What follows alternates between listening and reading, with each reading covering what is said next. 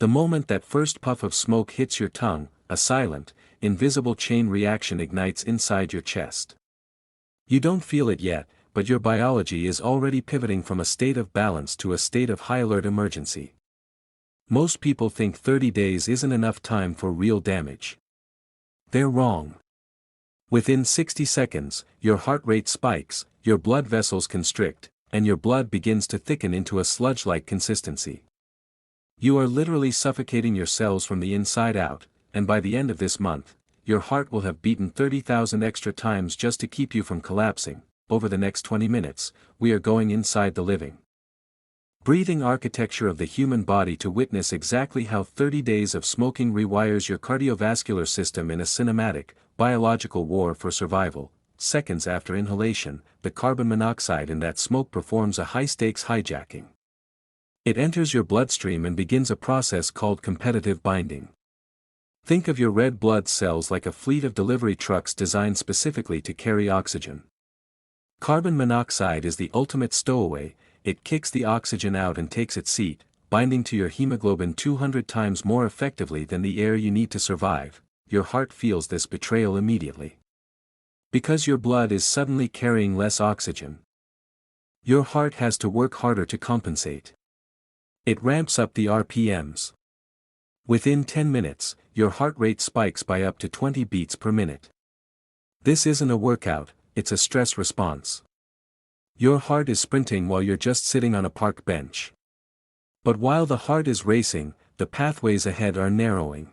As the smoke travels deeper, your nervous system releases a flood of adrenaline. This triggers a reaction called vasoconstriction. Basically, your blood vessels start clamping down.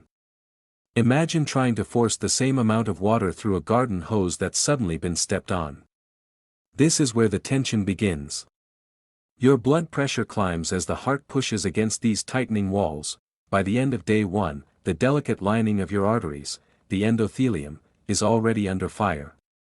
This lining is supposed to be as smooth as silk to keep blood flowing effortlessly. But the chemicals in cigarette smoke act like microscopic sandpaper, scuffing and scarring that smooth surface.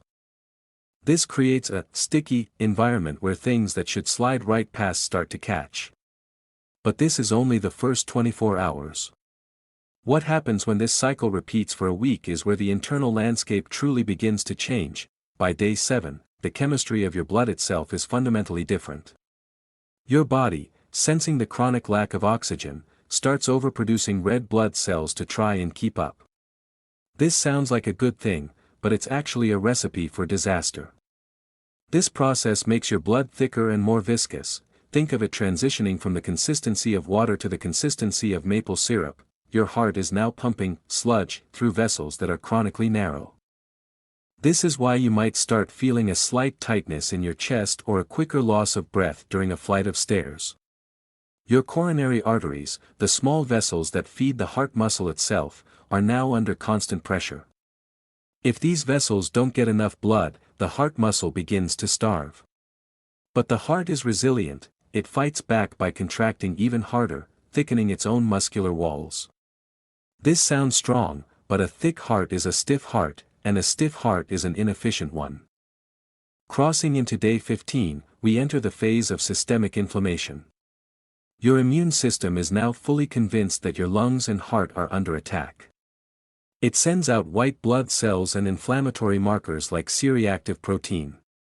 This isn't localized to your chest, it's a full-body alert. Inside your arteries, those scuffs we talked about earlier are now becoming hotspots for trouble.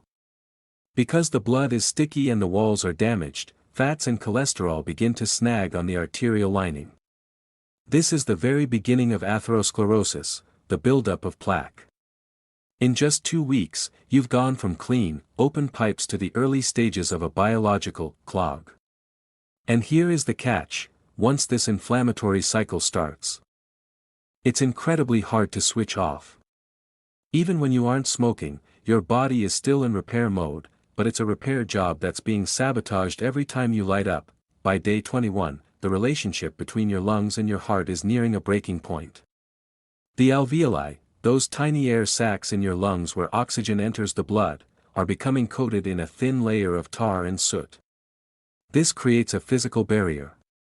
Your lungs are now gasping for air that they can't quite absorb, and your heart is the one paying the debt. The rhythm of your heart may start to stutter. We call these arrhythmias. Because the electrical signals in your heart rely on a perfect balance of minerals and oxygen. The toxic environment of the last 3 weeks starts to scramble the wiring. You might feel a flutter in your chest or a skipped beat. It's your heart's way of screaming for a break. But the most dangerous changes are the ones you can't feel, happening deep within the microvasculature of your brain and extremities. We've reached the 30-day mark. If we look at the heart now, it doesn't look like the heart we started with. The muscle is slightly enlarged from the constant overwork.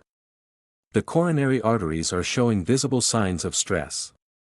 The blood flowing through the chambers is dark, heavy with carbon monoxide, and thick with inflammatory cells. Your resting heart rate has likely stayed elevated for the entire month, meaning your heart has beaten roughly 30,000 extra times more than it should have. Your blood pressure has established a new, higher, baseline, putting permanent strain on your kidneys and your brain. This is the new normal your body has been forced to adopt. It is a state of high alert. High friction and low efficiency. The 30-day mark is a crossroads.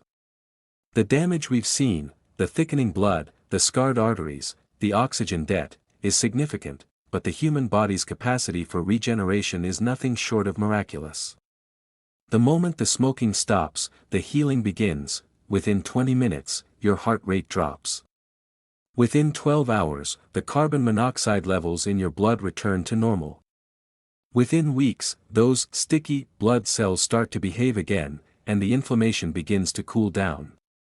The internal world we've just explored is a testament to how hard your heart works to keep you alive, even when the environment is hostile. It fights for every beat. But now that you've seen the incredible mechanical stress your cardiovascular system endures over just 1 month, it raises a much bigger question. If 30 days of smoke can rewrite your heart's biology this drastically, wait until you see what just 1 teaspoon of refined sugar does to your brain's dopamine receptors. Subscribe for more.